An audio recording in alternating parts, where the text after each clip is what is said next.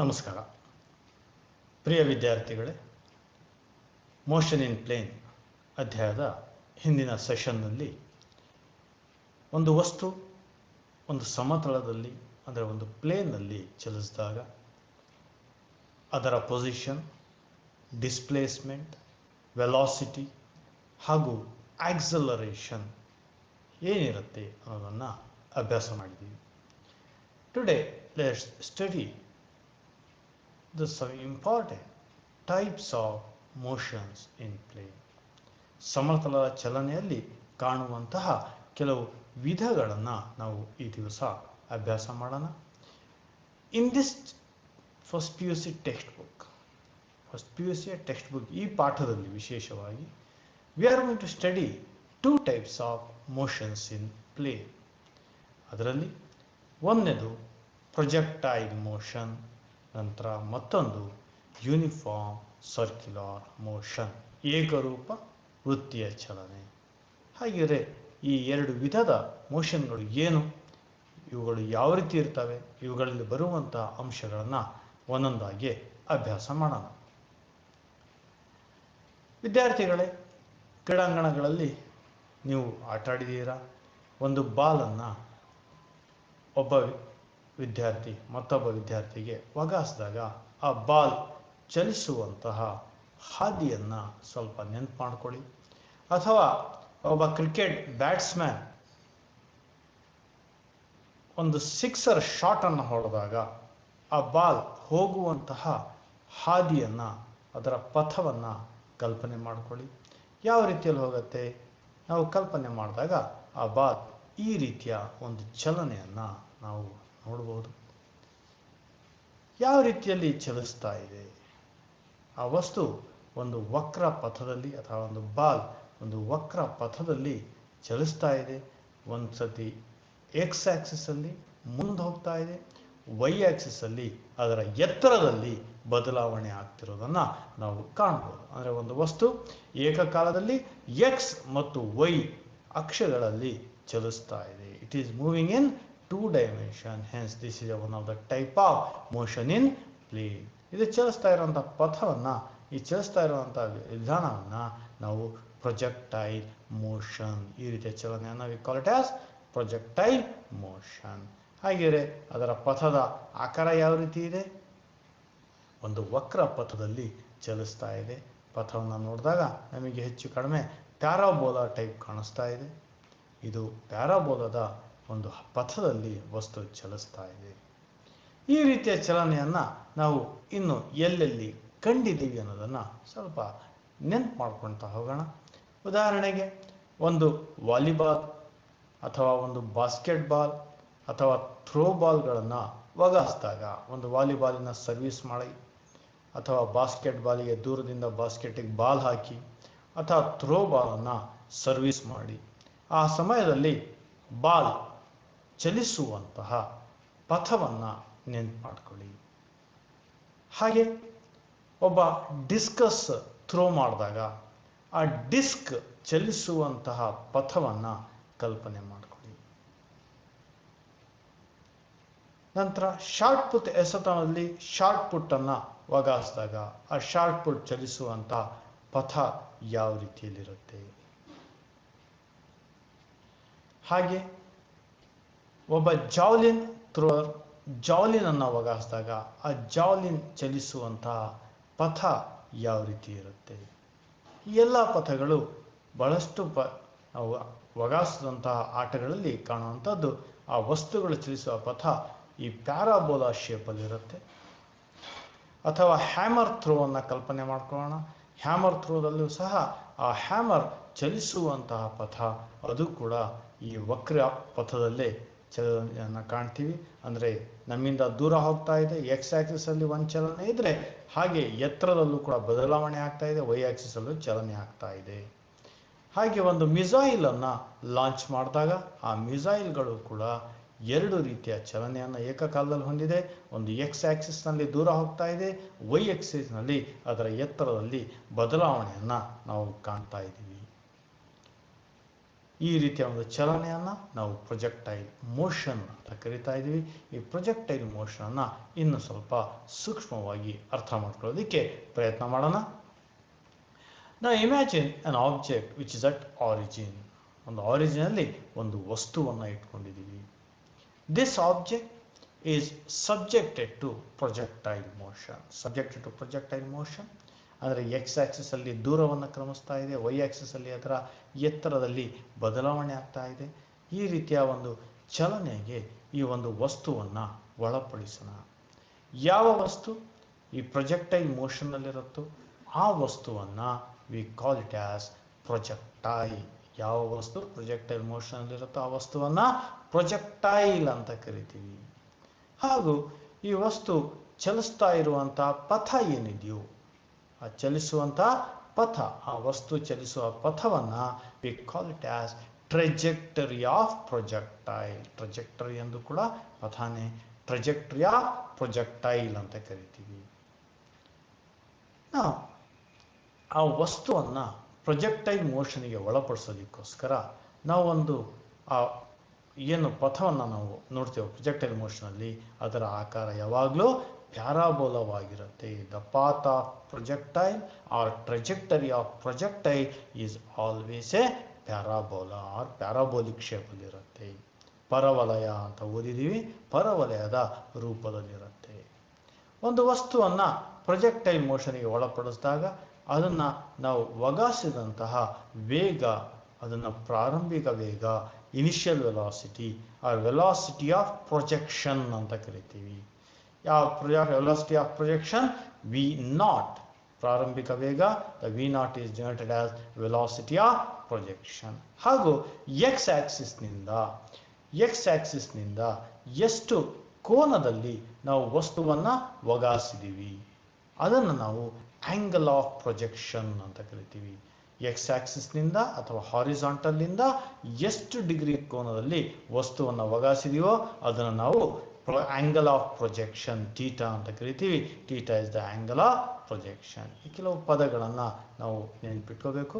ನಾವು with thrown with initial velocity of v naught ಅಷ್ಟು ವೆಲಾಸಿಟಿಯಲ್ಲಿ ನಾವು ಒಗಾಸಿದಾಗ, ಪ್ರೊಜೆಕ್ಟ್ ಮಾಡಿದಾಗ ಈ ವಸ್ತು ಏಕಕಾಲದಲ್ಲಿ ಎಕ್ಸ್ ಆಕ್ಸಿಸ್ ಮತ್ತು ವೈ ಆಕ್ಸಿಸ್ ಅಲ್ಲಿ ಚಲನೆಯನ್ನು ಹೊಂದಿದೆ. ಎಕ್ಸ್ ಆಕ್ಸಿಸ್ ಅಲ್ಲಿ ದೂರ ಹೋಗ್ತಾ ಇದೆ, ವೈ ಆಕ್ಸಿಸ್ ಅಲ್ಲಿ ಅದರ ಚಲನೆ ನಾವು ಅಬ್ಸರ್ವ್ ಮಾಡಿದಾಗ ಎತ್ತರದಲ್ಲಿ ಬದಲಾವಣೆ ಆಗ್ತಾ ಇದೆ. ಹಾಗಿದ್ರೆ ಈ ವೆಲಾಸಿಟಿ ವಿ ನಾಟ್ ಯಾವ ರೀತಿಯ ವೆಲಾಸಿಟಿ ಆಗಿದೆ? Is the velocity in a plane, ಸಮತಲದಲ್ಲಿರುವಂಥ velocity. Therefore it should have the X component and Y component. X ಮತ್ತು ವೈ ಕಾಂಪೊನೆಂಟ್ಗಳನ್ನು ಹೊಂದಿದೆ. ಹಾಗೆ X component V naught X ಅಂತ ತಗೊಳ್ತೀನಿ, ವೈ ಕಾಂಪೊನೆಂಟನ್ನು ವಿ ನಾಟ್ ವೈ ಅಂತ ತಗೊಂಡ್ರೆ ಹಾಗೆ ಈ ವೆಲಾಸಿಟಿ ವಿ ನಾಟ್ ಅನ್ನು ನಾವು ಯಾವ ರೀತಿ ಪ್ರತಿನಿಧಿಸ್ಬೋದು? V naught is equal to V naught X I cap plus V naught Y J cap ಅಂತ ಬರೀಬೋದು. Where V naught X is the X component, V naught X X component ಆಗಿದೆ. ಹಾಗೆ X component ಅನ್ನು ನಾವು ಯಾವ ರೀತಿ ಬರೀಬೋದು? V naught cos theta. ನಂತರ ವಿ ನಾಟ್ ವೈ ಏನಾಗಿದೆ? Y component. V naught Y ಅನ್ನು ಯಾವ ರೀತಿ ಬರೀಬೋದು? V naught Y is the Y component can be written as v naught Y is equal to V naught sine theta. Then in case of projectile motion, here we can have the very important condition. The x component of velocity remains constant. This is the very important condition. The x component of velocity remains constant. Hence, as the velocity, x component of velocity is constant, is not changing, the acceleration along the x-axis remains 0. x-axis ಅಲ್ಲಿ acceleration ಏನಾಗುತ್ತೆ? 0 ಆಗಿರುತ್ತೆ. ಅದೇ ರೀತಿಯಲ್ಲಿ y component ಇಲ್ಲಿ it is moving under gravity, ಭೂಮಿಯ ಗುರುತ್ವಾಬಲದಲ್ಲಿ ಚಲಿಸ್ತಾ ಇರೋದ್ರಿಂದ it is going to change. Y component of velocity ಏನಾಗಿರುತ್ತೆ? ಬದಲಾವಣೆ ಆಗ್ತಾ ಇರುತ್ತೆ. Due to change in the Y component of velocity we can have the acceleration. It is the acceleration produced due to the gravitation of the Earth, hence that acceleration will be acceleration due to gravity, and that acceleration is minus g. Acceleration along the y-axis is minus g, and it is a constant value. Therefore, acceleration along the x-axis is 0, acceleration along y-axis is minus g. Now, with these points we can define the projectile motion. ಇವಾಗ ನಾವು projectile motion ಅನ್ನ ವ್ಯಾಖ್ಯಾನಿಸಬಹುದು. ಹಾಗೆ ಏನು projectile motion ಅಂದ್ರೆ projectile motion is if a body is projected in a plane, ಯಾವ ರೀತಿ, with a uniform velocity along horizontal direction velocity uniform ಇರಬೇಕು, ಕಾನ್ಸ್ಟೆಂಟ್ ಆಗಿರಬೇಕು, and the acceleration along vertical ಅಥವಾ y axis ಅಲ್ಲಿ acceleration ಆಗಿದೆ uniform acceleration is constant along y axis due to gravity in vertical direction. ಈ ರೀತಿಯ ಎರಡು ಕಂಡೀಷನ್ಗಳನ್ನು satisfy ಮಾಡುವಂತಹ ಚಲನೆಯನ್ನ we call it as projectile motion. x axis ಅಲ್ಲಿ velocity is uniform or velocity is constant, y axis ಅಲ್ಲಿ acceleration is uniform or acceleration is constant. Such kind of a motion of an object in a plane is called as projectile motion. ಹಾಗಿರೋ projectile motion ಅಲ್ಲಿ ಇನ್ನು ಕಾಣುವಂತಹ ಕೆಲವು ಪ್ರಮುಖವಾದಂತಹ ಅಂಶಗಳನ್ನು ನೋಡ್ತಾ ಹೋಗೋಣ. ಈ ಒಂದು ಪಾಠದಲ್ಲಿ ಈ ಪ್ರೊಜೆಕ್ಟೈಲಿನ ಪಥ ಅಥವಾ ಟ್ರೈಜೆಕ್ಟರಿ ಪ್ಯಾರಾಬೋಲವಾಗಿರುತ್ತೆ. ಇದನ್ನು ನಾವು ಮುಂದೆ ಸಾಧನೆ ಮಾಡ್ತೀವಿ, ಪ್ರೂವ್ ಮಾಡ್ತೀವಿ.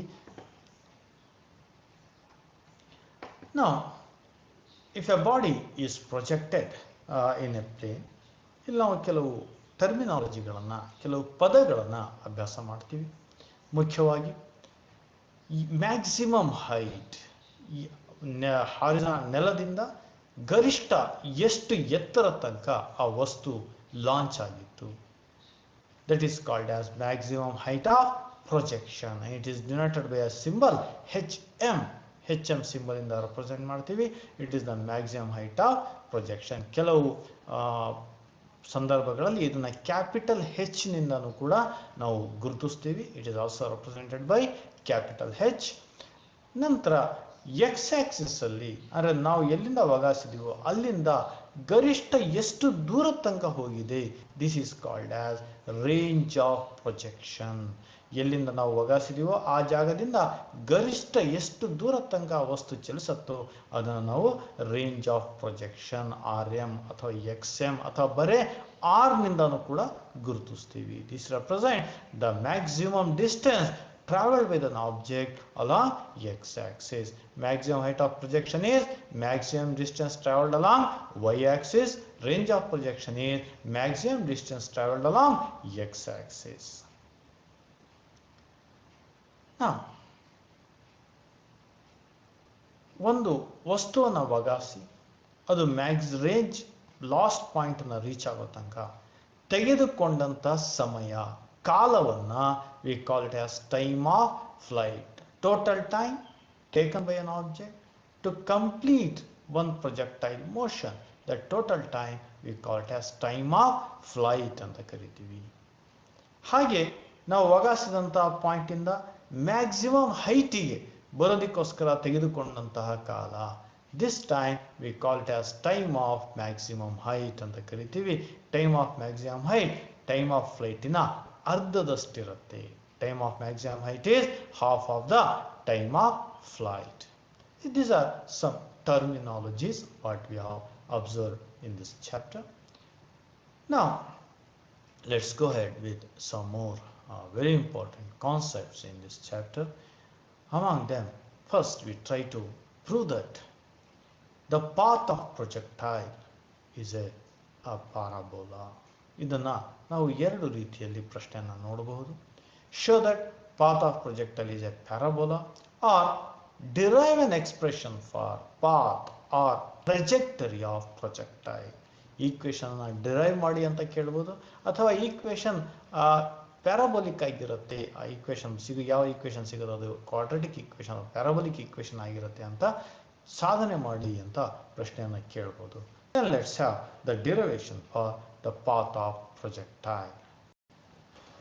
Now consider an object which has been projected from the origin with an initial velocity of v naught ಅಷ್ಟು ಇನಿಷಿಯಲ್ ವೆಲಾಸಿಟಿಯಲ್ಲಿ ಒಂದು ವಸ್ತುವನ್ನು ಪ್ರೊಜೆಕ್ಷನ್ ಮಾಡಿದ್ದೀವಿ and the direction of the initial velocity is at an angle of theta degree from the X ಆಕ್ಸಿಸ್ನ ಥೀಟಾದಷ್ಟು ಕೋನದಲ್ಲಿ ಒಂದು ವಸ್ತುವನ್ನು ಪ್ರೊಜೆಕ್ಟ್ ಮಾಡಿದ್ದೀವಿ with initial velocity V naught. ಹಾಗೆ ವಿ ನಾಟಿಗೆ ಎಕ್ಸ್ ಕಾಂಪೊನೆಂಟ್ ಮತ್ತು ವೈ ಕಾಂಪೊನೆಂಟ್ಸ್ ಇದ್ದಾವೆ. X component is V naught X is equal to V naught cos theta ಹಾಗೂ Y component is V naught Y is equal to V naught sine theta. In case of projectile motion, the horizontal component of velocity remains constant or uniform. Horizontal velocity uniform or constant ಆಗೋದ್ರಿಂದ velocity ಬದಲಾವಣೆ ಆಗೋದಿಲ್ಲ. It will have an acceleration Ax is equal to 0 and the y component of velocity is changing due to gravity. Hence the acceleration along the y-axis is minus g. ಈ ಅಂಶಗಳನ್ನು ಇಟ್ಕೊಂಡು let's try to show that the trajectory of projector is parabola. ನಾವು ಯಾವುದೋ ಒಂದು ಸಂದರ್ಭವನ್ನು ಕಲ್ಪನೆ ಮಾಡ್ಕೊಳ್ಳೋಣ. At a time t, some time t ವಸ್ತು ಚಲನೆಯಲ್ಲಿದೆ, ಎಲ್ಲೋ ಒಂದು ಕಡೆ ಬಂದು ನಿಂತಿದೆ, ಎಲ್ಲೋ ಒಂದು ಕಡೆ ಇದೆ ಆ ಗಳಿಗೆಯಲ್ಲಿ, ಆ ಸಂದರ್ಭ ಟೈಮ್ ಟಿ ಅಷ್ಟು ಸಂದರ್ಭದಲ್ಲಿ ಆ ವಸ್ತು ಎಲ್ಲೋ ಒಂದು ಕಡೆ ಬಂದು ನಿಂತಿದೆ. ಆ ಟೈಮಲ್ಲಿ ನಾವು ಲೆಕ್ಕಾಚಾರವನ್ನು ಮಾಡ್ತಾ ಹೋಗೋಣ. Imagine at time T, T ಅಷ್ಟು ಟೈಮಲ್ಲಿ ಈ ವಸ್ತು ಆರಿಜಿನಿಂದ ಎಕ್ಸ್ ಆಕ್ಸಿಸಲ್ಲಿ ಎಷ್ಟು ದೂರ ಹೋಗಿದೆ, ನಂತರ ವೈ ಆಕ್ಸಿಸಲ್ಲಿ ಎಷ್ಟು ದೂರ ಹೋಗಿದೆ, ಎರಡು ಅಂಶಗಳನ್ನು ನಾವು ಇಲ್ಲಿ ಲೆಕ್ಕ ಮಾಡೋಣ. After a time t the distance travelled along horizontal ಅಥವಾ ಎಕ್ಸ್ ಆಕ್ಸಿಸಲ್ಲಿ ಟೈಮ್ ಟಿ ಆದ ನಂತರ ವಸ್ತು ಎಷ್ಟು ದೂರವನ್ನು ಕ್ರಮಿಸಿದೆ ನೋಡೋಣ. ಇದಕ್ಕೆ ನಾವು ಹಿಂದಿನ ಅಧ್ಯಾಯದಲ್ಲಿ ಅಭ್ಯಾಸ ಮಾಡಿದಂತಹ ಕೈನಮ್ಯಾಟಿಕ್ ಈಕ್ವೇಷನ್ ಯೂಸ್ ಮಾಡೋಣ. X is equal to V naught t plus half a t square. ಈ ಸಂದರ್ಭದಲ್ಲಿ ಅಂದರೆ ಮೋಷನ್ ಇನ್ ಪ್ಲೇನಿನ ಸಂದರ್ಭದಲ್ಲಿ ಈ ಈಕ್ವೇಷನ್ ರೂಪಾಂತರ ಮಾಡೋಣ. ರೂಪಾಂತರ ಮಾಡಿದ್ರೆ ಏನಾಗುತ್ತೆ, ಎಕ್ಸ್ ಇಸ್ ಈಕ್ವಲ್ ಟು ಚಲಿಸಿದ ದೂರ x axis, initial velocity along horizontal is ಅಥವಾ along x axis is V naught x t plus half acceleration along x axis is a x into t square. ಇದು ನಮಗೆ ಗೊತ್ತಿರುವಂತಹ ಬೆಲೆಗಳನ್ನು ಆದೇಶಿಸೋಣ. Let's substitute the values. X is equal to V naught x is V naught cos theta into time t plus half acceleration along the x-axis is 0. Substitute ಮಾಡಿದೀವಿ into t square. 0 into anything becomes 0. ಹಾಗಾಗಿ ಈ ಎರಡನೇ term 0 ಆಗುತ್ತೆ. Therefore x is equal to v naught cos theta. ಓರೆ ಗುಣಾಕಾರ ಮಾಡೋಣ. On cross multiplication t is equal to x divided by v naught cos theta. ಸಮಯಕ್ಕೆ ಒಂದು ಈಕ್ವೇಷನ್ ಪಡ್ಕೊಂಡಿದ್ದೀವಿ. T is equal to x divided by v naught cos theta. Now what is the distance travelled along y axis in the same time interval t. ಅದೇ ಕಾಲಾಂತರದಲ್ಲಿ y axis ಅಥವಾ vertical ಅಲ್ಲಿ ಆ ವಸ್ತು ಎಷ್ಟು ದೂರವನ್ನು ಕ್ರಮಿಸಿದೆ ನೋಡ್ತಾ ಹೋಗೋಣ. After a time t the distance travelled along vertical is y is equal to v naught t plus half a t square. ಈ ಸಂದರ್ಭದಲ್ಲಿ ಈ ಈಕ್ವೇಷನ್ ಏನು ಯಾವ ರೀತಿ ರೂಪಾಂತರ ಆಗತ್ತೆ ನೋಡೋಣ. X that is y is equal to v naught, y component ಏನಾಯಿತು v naught y into t plus acceleration a y t square ಆಗಿದೆ. ನಾವು ಸಬ್ಸ್ಟಿಟ್ಯೂಟ್ ದ ವ್ಯಾಲ್ಯೂಸ್ ಅನ್ನು ಸಬ್ಸ್ಟಿಟ್ಯೂಟ್ ಮಾಡೋಣ. v naught y is v naught sin theta, v naught sine theta into ಟೈಮಿಗೆ ಬೆಲೆಯನ್ನು ಈಗಾಗಲೇ ಕಂಡುಹಿಡಿದಿದ್ದೀವಿ x by v naught cos theta plus half acceleration along y axis is minus g into time is x by v naught cos theta whole square. ಸಬ್ಸ್ಟಿಟ್ಯೂಷನ್ನ ಸ್ವಲ್ಪ careful ಆಗಿ ಮಾಡಿ ಈ ಈಕ್ವೇಷನ್ನ ಸುಲಭೀಕರಣ ಮಾಡೋಣ. ವಿ ನಾಟ್ ಕ್ಯಾನ್ಸಲ್ ಆಯಿತು, ನ್ಯೂಮರೇಟರ್ ಮತ್ತು ಡಿನಾಮಿನೇಟರ್ ಇರೋದ್ರಿಂದ ವಿ ನಾಟ್ ಕ್ಯಾನ್ಸಲ್ ಆಯಿತು.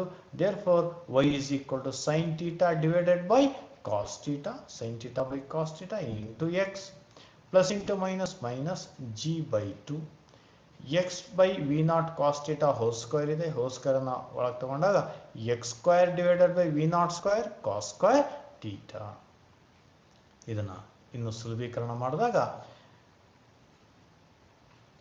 y is equal to sin theta by cos theta. Sin theta by cos theta becomes tan theta. ಅಭ್ಯಾಸ ಮಾಡಿದ್ದೀವಿ. sin theta by cos theta equals tan theta into x minus ಈ ಎರಡನೇ ಪದನ ರೂಪಾಂತರ ಮಾಡ್ತಾ ಇದ್ದೀನಿ. X ಸ್ಕ್ವೇರ್ನ ಹೊರಗೆ ತಗೊಂಡೆ, ಜಿ ಬೈ ಟು ಅನ್ನು ಒಳಗೆ ತಗೊಂಡಿದ್ದೀನಿ. ದೇರ್ಫೋರ್ ರೂಪಾಂತರ ಮಾಡಿದಾಗ g divide by two V naught square cos square theta into x square. This is appears to be in the form tan ಟೀಟಾವನ್ನು ಒಂದು ಕಾನ್ಸ್ಟೆಂಟ್ ವ್ಯಾಲ್ಯೂ ಎ ಇಂದ ರೆಪ್ರೆಸೆಂಟ್ ಮಾಡೋಣ. G by two V naught square cos square ಟೀಟಾವನ್ನು ಮತ್ತೊಂದು constant value b ಇಂದ replace ಮಾಡಿದಾಗ equation ಏನಾಗುತ್ತೆ, y is equal to ax minus bx square ಆಯಿತು. Where a is tan theta and b is g by 2v naught square cos square theta. ಹಾಗೆ equation ನಾವು observe ಮಾಡೋಣ.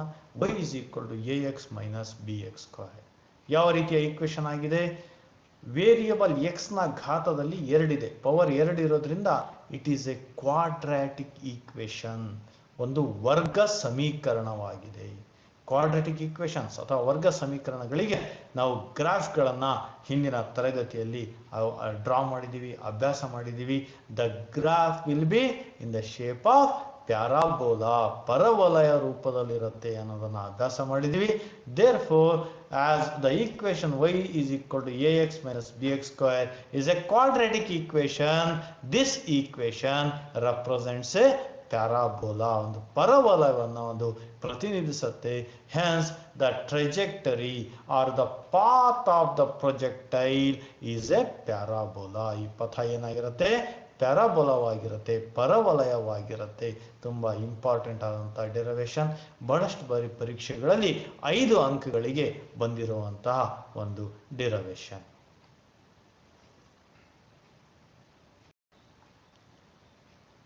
Now let's discuss with the next important derivation. Derive an expression for maximum height of projectile. ಒಂದು ವಸ್ತು projectile ಮೋಷನ್ಗೆ ಒಳಪಟ್ಟಾಗ ಇದು vertical Axis ಅಲ್ಲಿ ಅಥವಾ Y ಅಕ್ಷದಲ್ಲಿ ಚಲಿಸುವಂಥ maximum distance ಅಂದರೆ ಮ್ಯಾಕ್ಸಿಮಮ್ ಹೈಟಿಗೆ ಈಕ್ವೇಷನ್ನ ಕಂಡುಹಿಡಿಯೋಣ. For that imagine N object which is projected from the origin ಇಂದ project ಮಾಡಿದ್ದೀವಿ. While we are projecting it from the origin, its initial velocity is v0 ಅಷ್ಟೇ velocity ಭಾಗಿಸಿದ್ದೀವಿ.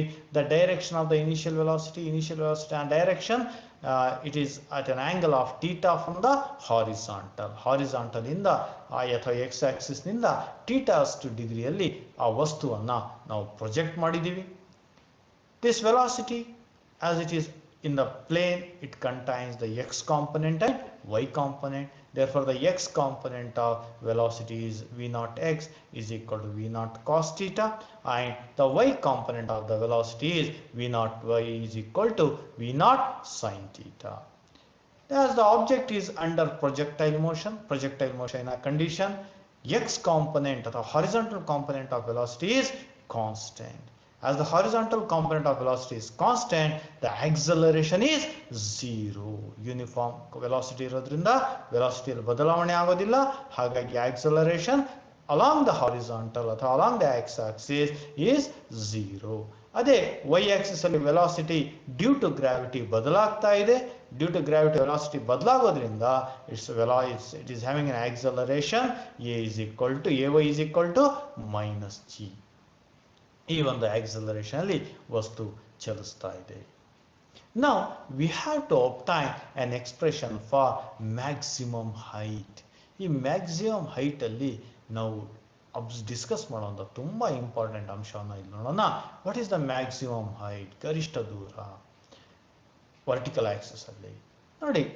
Y axis ಅಲ್ಲಿ ನಾವು ಒಗಾಸಿದಾಗ initial velocity ಎಷ್ಟಿತ್ತು? v0 sin theta, and due to gravity the velocity along the vertical is decrease ಆಗ್ತಾ ಹೋಗುತ್ತೆ. Gravitation ಇಂದಾಗಿ ಒಂದು ವಸ್ತುವನ್ನು ಮೇಲ್ವಗಾಸಿದಾಗ ಅದರ ವೇಗ ಬರ್ತಾ ಕಡಿಮೆ ಆಗಿ ಹೈಯೆಸ್ಟ್ ಪಾಯಿಂಟಿಗೆ ಬಂದಾಗ ಹೈಯೆಸ್ಟ್ ಪಾಯಿಂಟ್ ಅಲ್ಲಿ ಅದರ ವೆಲಾಸಿಟಿ 0 ಆಗಿರುತ್ತೆ. At the maximum height the velocity of an object is 0. This is very important point we have to remember, and we have discussed in the previous chapter. ಹಿಂದಿನ ಪಾಠದಲ್ಲೂ ಕೂಡ ಇದನ್ನ ನಾವು ಅಭ್ಯಾಸ ಮಾಡಿದೀವಿ. At highest point the velocity is 0. ಈ ಅಂಶವನ್ನು ತಗೊಂಡು ನಾವು ಮ್ಯಾಕ್ಸಿಮಮ್ ಹೈಟಿಗೆ ಒಂದು ಈಕ್ವೇಶನ್, ಒಂದು ಎಕ್ಸ್ಪ್ರೆಷನ್ ಅನ್ನ ಡಿರೈವ್ ಮಾಡೋಣ. At maximum height of projectile y is equal to hm, maximum distance along y axis, y is equal to hm. ಈ ಒಂದು ಜಾಗದಲ್ಲಿ the vertical component of velocity becomes 0. Final velocity at the maximum height becomes 0. ಈ ಎರಡು ಅಂಶಗಳನ್ನು ಬಳಸಿಕೊಂಡು ನಾವು maximum height derivation ಅನ್ನು ಮಾಡ್ತಾ ಹೋಗೋಣ. As we know from the kinematic equation, the final velocity v square is equal to v naught square plus 2ax. ಈ equation ಅನ್ನ ಈ ವರ್ಟಿಕಲ್ ಆಕ್ಸಿಸ್ ಅಲ್ಲಿ y ಆಕ್ಸಿಸ್ ಗೆ ರೂಪಾಂತರ ಮಾಡೋಣ. ರೂಪಾಂತರ ಮಾಡಿದಾಗ vy square is equal to v naught y square plus 2ay into y. v square is equal to v naught square plus 2ax equation ಅನ್ನ y ಆಕ್ಸಿಸ್ ಗೆ ರೂಪಾಂತರ ಮಾಡಿದೀವಿ. ಇಲ್ಲಿರುವಂತಹ ವ್ಯಾಲ್ಯೂಸ್ ಅನ್ನ ಸಬ್ಸ್ಟಿಟ್ಯೂಟ್ ಮಾಡೋಣ. Final velocity at maximum height y is equal to hm ಆದಾಗ final velocity 0 ಆಗಿರುತ್ತೆ. therefore as substitute ಮಾಡೋಣ. ಫೈನಲ್ ವೆಲಾಸಿಟಿ 0 ಆಯಿತು. Initial velocity along the y axis is v naught sin theta whole square plus 2 into acceleration along y axis is minus g, and where the velocity becomes 0, that displacement along y axis is maximum height hm ಆಗಿರುತ್ತೆ. Simplify this equation. Plus into minus minus ಆಯಿತು. Square ಅನ್ನು open ಮಾಡೋಣ. v naught square into sin theta whole square ಅಂದರೆ sin square theta ಆಯಿತು. Plus into minus minus 2g hm ಆಗಿದೆ. Minus 2g hm ಅನ್ನ ಸ್ಥಳಾಂತರ ಮಾಡಿ ಟ್ರಾನ್ಸ್ಪೋಸ್ ಮಾಡಿ then 2g hm is equal to v naught square sin square theta. then hm ಅನ್ನ left side ಅಲ್ಲಿ retain ಮಾಡಿ 2g ಅನ್ನ ಕ್ರಾಸ್ ಮಲ್ಟಿಪ್ಲೈ ಮಾಡಿ hm is equal to v naught square sin square theta by 2g. ತುಂಬಾ ತುಂಬಾ ತುಂಬಾ important ಆದಂತಹ ಒಂದು equation. This equation gives you the maximum height of projection. Projection maximum height, ಒಂದು ವಸ್ತುವನ್ನ ಒಗಾಸಿದಾಗ ಇದು ಮ್ಯಾಕ್ಸಿಮಮ್ ಹೈಟ್ ಎಷ್ಟು ಎತ್ತರ ತನಕ ಮ್ಯಾಕ್ಸಿಮಮ್ ಹೋಗಕ್ಕೆ ಸಾಧ್ಯ ಅನ್ನೋದನ್ನ ನಾವು ಲೆಕ್ಕಾಚಾರ ಮಾಡಬಹುದು. ಎರಡು ಬೆಲೆಗಳು ಗೊತ್ತಿದ್ರೆ ಸಾಕು. ಯಾವ ವೇಗದಲ್ಲಿ ನಾವು ಒಗಾಸಿದ್ದೀವಿ, ಜೊತೆಗೆ ನೆಲದಿಂದ ಅಥವಾ ಹಾರಿಜಾಂಟಲ್ ಇಂದ ಎಷ್ಟು ಡಿಗ್ರಿ ಕೋನದಲ್ಲಿ ನಾವು ಒಗಾಸಿದ್ದೀವಿ, ಇವೆರಡರ ಬೆಲೆ ನಮಗೆ ಗೊತ್ತಿದ್ರೆ ಜಿ ವ್ಯಾಲ್ಯೂ ಸಬ್ಸ್ಟಿಟ್ಯೂಟ್ ಮಾಡಿ ನಾವು ಮ್ಯಾಕ್ಸಿಮಮ್ ಚಲಿಸಿದಂಥ ಎತ್ತರವನ್ನ ನಾವು ಲೆಕ್ಕಾಚಾರ ಮಾಡಬಹುದು. ಹಾಗೂ ಪರೀಕ್ಷಾ ದೃಷ್ಟಿಯಿಂದ ಬಹಳಷ್ಟು ಬಾರಿ ಪರೀಕ್ಷೆಗಳಲ್ಲಿ ಈ ಒಂದು ಪ್ರಶ್ನೆ ಬಂದಿದೆ. 5 ಅಂಕಗಳಿಗೆ 3 ಅಂಕಗಳಿಗೆ ಬಂದಿರುವಂತಹ ಪ್ರಶ್ನೆ. In case of maximum height of projectile, ಒಂದು ವಸ್ತು ಮ್ಯಾಕ್ಸಿಮಮ್ ಹೈಟ್ ಅಲ್ಲಿ ಇದ್ದಾಗ ಯಾವ ಸಂದರ್ಭದಲ್ಲಿ ಮ್ಯಾಕ್ಸಿಮಮ್ ಆಗಕ್ಕೆ ಸಾಧ್ಯ, ಎತ್ತರ ಮ್ಯಾಕ್ಸಿಮಮ್ ಯಾವಾಗ ಹೋಗುತ್ತೆ, ನೇರವಾಗಿ ನೆಲದಿಂದ ಮೇಲೆ ಹೋಗಾಯಿಸ್ಬೇಕು. If you project an object directly straight ಆಗಿ ಮೇಲೆ ಹೋಗಾಯಿಸಿದಾಗ ಮ್ಯಾಕ್ಸಿಮಮ್ ಹೈಟ್ ಹೋಗುತ್ತೆ. ಇದು ನಮ್ಮ ಅನುಭವ. ಅದೇ ಓರೆಯಾಗಿ ಹೋಗಾಯಿಸಿದಾಗ ಅಷ್ಟು ಹೈಟ್ ನಾವು ಕಳ್ಸೋಕ್ಕಾಗಲ್ಲ. ಅಂದರೆ ಅರ್ಥ ಏನು, ಇಲ್ಲಿ ನಮಗೆ ಬರುವಂಥ ಅಂಶಗಳನ್ನು ನೋಡ್ತಾ ಹೋಗೋಣ. ಮೊದಲನೇದಾಗಿ the maximum height depends mainly on the velocity V naught. Initial velocity ಮೇಲೆ, ಇನಿಷಿಯಲ್ ವೆಲಾಸಿಟಿಯ ವರ್ಗಕ್ಕೆ ನೇರ ಅನುಪಾತದಲ್ಲಿದೆ. ಪರೀಕ್ಷೆಯಲ್ಲಿ ಕೇಳಿಯಾನೆ CETಗಳಲ್ಲಿ. The height of projectile is directly proportional to the initial velocity. Initial velocity ಮೇಲೆ square of the initial velocity ಆಗಿರುತ್ತೆ. hm is directly proportional to v naught square. ತುಂಬ ಪ್ರಮುಖವಾಗಿ ಇರುವಂಥ ಅಂಶ. ಜೊತೆಗೆ it also depends on the angle of projection. Angle of projection ಥೀಟಾದ ಮೇಲೆ depend ಆಗಿದೆ. ಹಾಗೆಯೇ ಈ ಥೀಟಾದ ಮೇಲೆ ಯಾವ ರೀತಿ ಡಿಪೆಂಡ್ ಆಗಿದೆ, sine of theta. Sine value maximum ಯಾವಾಗ ಆಗುತ್ತೆ ನಾವು ಅಭ್ಯಾಸ ಮಾಡಿದ್ದೀವಿ. ಸೈನಿಗೆ ಮ್ಯಾಕ್ಸಿಮಮ್ ಬೆಲೆ 1 ಆಗಿರುತ್ತೆ. ಯಾವಾಗ, ಥೀಟಾ 90 ಡಿಗ್ರಿ ಆದಾಗ. when the angle theta is 90 degree, then the value of sin is 1. sin 90 is equal to 1 ಅಂತ ಅಭ್ಯಾಸ ಮಾಡಿದೀವಿ.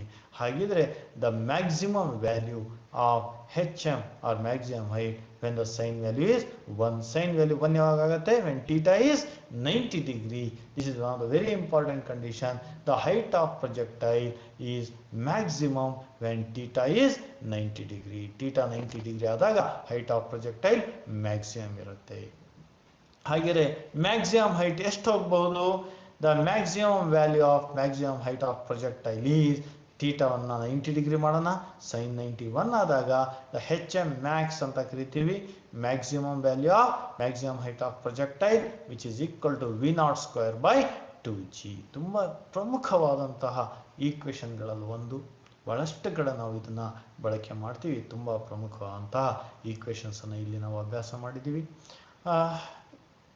ಪ್ರಿಯ ವಿದ್ಯಾರ್ಥಿಗಳೇ, ಮುಂದಿನ ಸೆಷನ್ನಲ್ಲಿ ನಾವು ಇನ್ನು ಪ್ರೊಜೆಕ್ಟೈಲ್ ಮೋಷನನ್ನು ಮುಂದುವರ್ಸೋಣ.